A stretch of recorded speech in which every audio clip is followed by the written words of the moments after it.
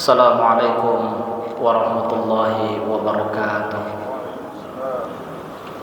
Alhamdulillahi rabbil alamin alladzi arsala rasulahu bil huda wa dinil haqq liyudhhirahu 'ala ad-dini kullihi wa kafa billahi shahida. Asyhadu an la ilaha illallah wahdahu la syarika lah wa asyhadu anna Muhammadan 'abduhu wa rasuluh sallallahu alaihi wasallam la nabiyya ba'dah. Qala Allah Ta'ala fil Qur'anil Karim, a'udzu billahi minasy syaithanir rajim. Bismillahirrahmanirrahim.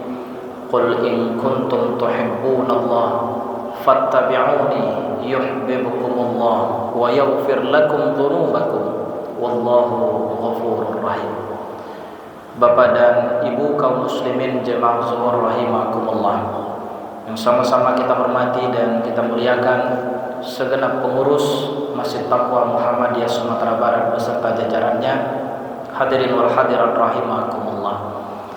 Pertama, mari kita bersyukur kehadiran Allah Subhanahu wa taala, Allah yang masih memberikan kita nikmat kehidupan, nikmat iman dan juga Islam, kesehatan dan kesempatan, sehingga sampai dengan siang hari ini alhamdulillah kita masih dapat hadir ke masjid yang kita cintai ini dalam rangka melaksanakan kewajiban kita kepada Allah Subhanahu wa taala. Mudah-mudahan Bapak dan Ibu kaum muslimin, amal ibadah yang kita lakukan kiranya akan diterima dan diberikan balasan terbaik di hadapan Allah Subhanahu wa taala. Salawat dan salam kita doakan kepada Allah, semoga senantiasa disampaikan buat junjungan kita, tauladan hidup kita, yakni baginda Rasulullah Muhammad sallallahu alaihi wasallam. Allahumma shalli ala Muhammad wa ala ali Muhammad. Bapak Ibu kaum muslimin, merujuk kepada firman Allah Subhanahu wa taala yang kita bacakan dalam muqaddimah tadi, surah Ali Imran ayat 31. A'udzu billahi minasyaitonir rajim. Bismillahirrahmanirrahim. Qul in kuntum tuhibbunallaha fattabi'uni yuhibbukumullah wa yaghfir lakum dzunubakum wallahu ghafurur rahim. Katakanlah Nabi Muhammad, jika kamu mencintai Allah, ikutilah aku. Niscaya Allah akan mencintaimu dan mengampunkan dosa-dosamu. Allah Maha Pengampun lagi Maha Penyayang. Bapak dan Ibu kaum muslimin, hari ini kita masih berada di bulan Rabiul Awal 1446 Hijriah. Bulan Rabiul Awal adalah bulannya Nabi, karena Nabi SAW dilahirkan dan diwafatkan di bulan Rabiul Awal. Perjalanan hijrah Nabi dari Mekah menuju Yasrib, yang kemudian dirubah oleh Nabi menjadi Madinatun Nabi atau Madinah Al-Munawwarah, juga terjadi di bulan Rabiul Awal. Nabi SAW mendirikan negara, pemerintahan pertama dalam Islam, juga terjadi di bulan Rabiul Awal. Oleh karena itu Bapak dan Ibu kaum muslimin, berdasarkan ayat yang kita bacakan tadi, dalam rangka kita bagaimana mencintai Nabi SAW, Allah Subhanahu wa taala menyebutkan dalam ayat ini, bila memang engkau mencintai Allah, maka di antara jalan yang bisa kita lakukan adalah bagaimana kita mengikuti baginda Nabi SAW. Karena di saat kita mampu mengikuti Nabi, mampu mencintai Nabi SAW, maka di saat itu Allah juga sedang kita mencintainya. Dan ketika kita mendapatkan cinta Allah, maka Allah pun akan mencintai hamba-hambanya dan mengampunkan dosa-dosanya.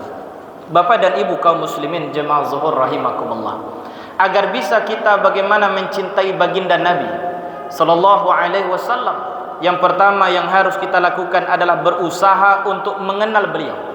Karena kita menyadari tidak mungkin lagi kita bertemu di dunia ini dengan beliau.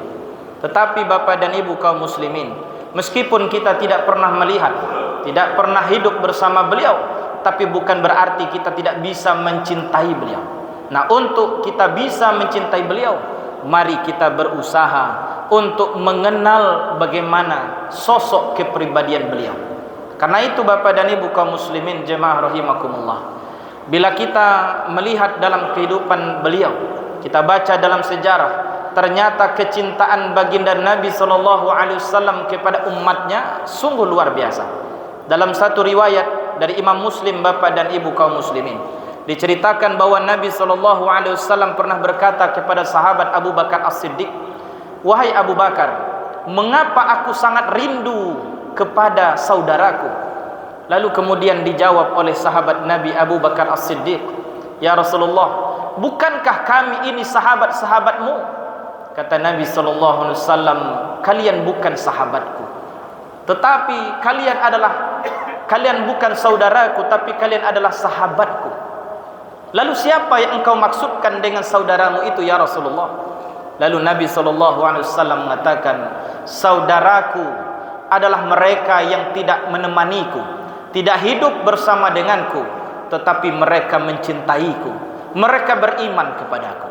Jadi bapak dan ibu kaum muslimin, umat Nabi SAW yang tidak pernah melihat beliau, tidak pernah hidup bersama beliau, tetapi selalu beriman dan mencintai beliau, maka jauh lebih dicintai oleh Nabi SAW dibandingkan dengan sahabatnya sendiri.